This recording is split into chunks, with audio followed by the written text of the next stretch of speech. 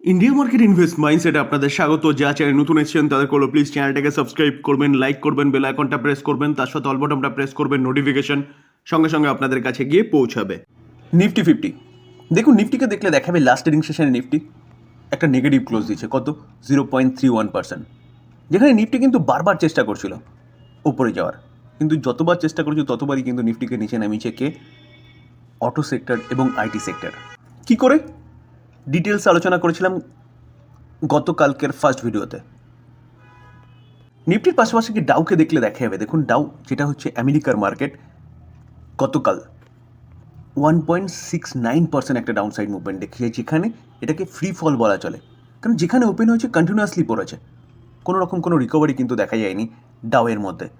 শুধু ডাউ নয়, ন্যাসড্যাককে দেখলে দেখা যাবে প্রায় 3.5% মতন পড়েছে।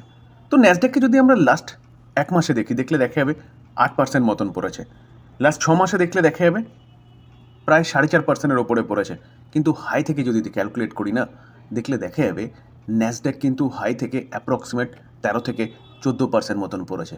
কেন পড়েছে? যেখানে টাইম পিরিয়ডটা যদি দেখেন তাহলে দেখলে দেখা যাবে 8ই ফেব্রুয়ারি থেকে, অর্থাৎ যখন থেকে ডোনাল্ড ট্রাম্প এসছে না, তখন থেকে ন্যাসড্যাক বলুন, ডাউ বলুন, আমাদের মার্কেট বলুন, ওয়ার্ল্ড মার্কেট বলুন, পড়ছে। আমরা যদি S&P 500-কে দেখি তাহলে দেখলে দেখা যাবে সেটাও কিন্তু প্রায় 2% মতন পড়েছে, এবং কোনো রকম কোনো রিকভারির চান্সই দেখা যায়নি। তো এরকমভাবে কেন পড়ছে? ডোনাল্ড ট্রাম্প আসার পরে, ডোনাল্ড ট্রাম্প আসার পরে মার্কেটে যে আনসার্টেনিটি ক্রিয়েট হয়েছে, কী নিয়ে? ট্যারিফকে নিয়ে। তো ট্যারিফকে নিয়ে প্রতিদিন প্রায় একের পর এক বক্তব্য তিনি পেশ করছেন। কোনো দেশের ওপর হেভি ট্যারিফ আরোপ করছেন এবং তার পরক্ষণে দেখা যাচ্ছে যে আবার ট্যারিফ তুলে নিচ্ছেন। তো সেই জায়গায় দাঁড়িয়ে টোটাল ওয়ার্ল্ড ইকোনমিতে কিন্তু একটা আনসার্টেনিটি ক্রিয়েট হয়েছে। এতদিন পর্যন্ত বিভিন্ন দেশের ওপর যে ট্যারিফের কথা বলছিল, সেই দেশের মার্কেট পড়ছিল, যেমন আমাদের দেশের ওপরও ট্যারিফের কথা বলছিল, আমাদের দেশের মার্কেট কিন্তু অনেকটাই কারেকশন হয়ে গেছে এই ট্যারিফের ভয়। তো এখন ইউএসও কিন্তু সেই ভয়টা ক্রিয়েট হয়েছে, যার জন্য আমরা দেখতে পারবো যে প্রতি কটা ইন্ডেক্স, দেখুন এই ইন্ডেক্সটাকে দেখলে দেখা যাবে এক মাসে প্রায় 6.5% মতন পড়েছে S&P 500, as it is Nasdaq, as it is Dow. তো পড়ছে কেন? কারণ ইউএসের মধ্যেও আনসার্টেনিটি ক্রিয়েট রয়েছে, এবং আর ফ্রেশ ফলটা গতকালকে দেখানোর পিছনে একটা ব্যাপক একটা কারণ উঠে আসছে। চলুন সেটা একটু দেখি। তো এরকম পড়ার পিছনে যদি কারণ বলেন, তাহলে কারণ হচ্ছে ন্যাসড্যাক এবং S&P 500 বা ডাউ পড়ার পিছনে কারণ হচ্ছে কি যে fresh data fuel inflation fair. দেখুন এই আর্টিকেল দেখলে দেখা যাবে যে ওয়াল স্ট্রিট, আমাদের এখানে দালাল স্ট্রিট, সেখানে ওয়াল স্ট্রিট ফ্রাইডেতে শার্পলি নিচে নেমেছে বা সেল অফ দেখা গেছে। কেন? কোথায় কোথায় দেখা গেছে? দেখুন অ্যামাজন, মাইক্রোসফটের মতো দিগ্গজ হেভি প্লেয়ারগুলো কিন্তু অনেকটা নিচে এসছে। নিচে আসার পিছনে কারণ ফেয়ার অফ ইকোনমিক গ্রোথ, অর্থাৎ ইকোনমির গ্রোথকে নিয়ে একটা ফেয়ার দেখা দিয়েছে। কেন? হাই ইনফ্লেশন, অর্থাৎ ইনফ্লেশন বাড়তে পারে কিসের জন্য? ট্রাম্প অ্যাডমিনিস্ট্রেটিভের যে কার্যকলাপ চলছে ট্যারিফকে নিয়ে, সেইটাকে নিয়ে। যেখানে এই আর্টিকেল দেখলে দেখা যাবে যে ইউএস মার্কেট ক্র্যাশ করেছে কিসের জন্য?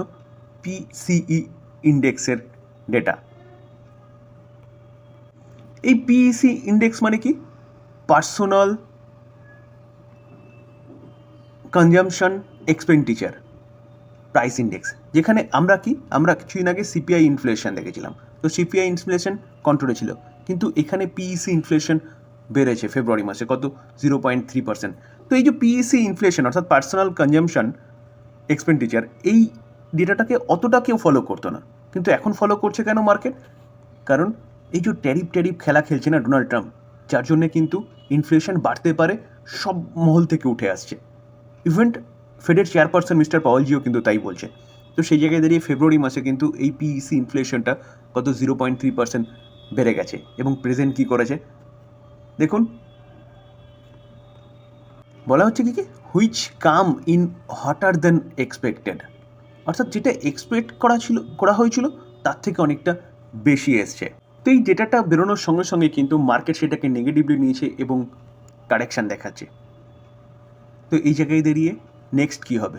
দেখুন, যদি ইউএসের ইকোনমিতে ইনফ্লেশন, যেটা সবাই বলছে যে বাড়তে পারে, যদি বাড়ে তাহলে কন্ট্রোল করা কিন্তু খুব চাপের, যেটা আমরা রিসেন্টলি দেখেছিলাম যে কোভিডের পরে ইউক্রেন রাশিয়ার যুদ্ধের পরে যেটা হয়েছিল।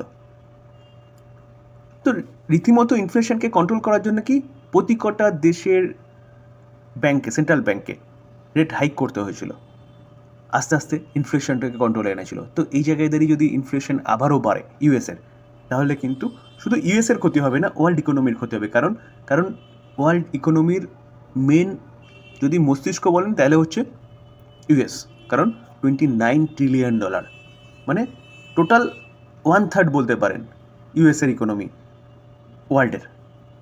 তো সেই জায়গায় দাঁড়িয়ে স্যার ইউএসের ইকোনমিতে যদি কিছু হয় তাহলে ওয়ার্ল্ড মার্কেট তো ক্ষতিগ্রস্ত হবেই, কারণ ফরেন ইনস্টিটিউশন ইনভেস্টর কিন্তু বেশিরভাগ সব ইউএসের থেকেই আসে, ম্যাক্সিমাম ক্ষেত্রে দেখা যায়। তো সেই জায়গায় দাঁড়িয়ে স্যার যদি ইনফ্লেশন বাড়ে তাহলে কিন্তু মার্কেটে আবারও একটা গিরাবাট দেখা যেতে পারে। আমাদের থ্যাঙ্কফুলি যে আমাদের 31 তারিখ মন্ডেতে মার্কেট কী থাকবে, মার্কেট বন্ধ থাকবে। তো এখন দেখার বিষয় যে মন্ডেতে ইউএসের মার্কেট কী করে, তার উপর কিন্তু ডিপেন্ড করছে টুয়েসডেতে আমাদের মার্কেট কী করবে।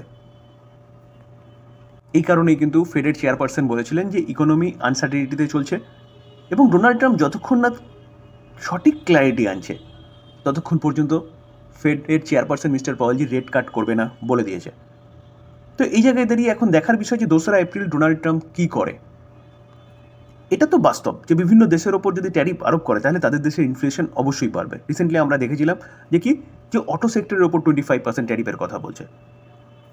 তো যে বিদেশি কারগুলো যাচ্ছে শুধু আমাদের দেশের নয়, টোটাল অটো সেক্টরে, ওদের দেশের বাইরে। তো যেসব কারগুলো ইউএসএ যাচ্ছে সেসব কারগুলোর দাম বাড়বে। তো লাক্সারি বিদেশি কার কিনতে গেলে ইউএসের লোকেদের তাদের বেশি ডলার দিতে হবে। তো এইভাবে কিন্তু ইউএসের ইকোনমিতে ইনফ্লেশন বাড়বে, আর ইনফ্লেশন বাড়লে অবভিয়াসলি আমাদের দেশের আইটি সেক্টর, কেমিক্যাল সেক্টর থেকে শুরু করে অটো সেক্টরও ব্যাপক ক্ষতিগ্রস্ত হবে। এই ছিল আলোচনা।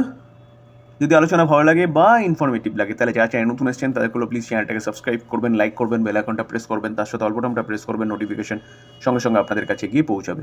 থ্যাংক ইউ, ভালো থাকবেন।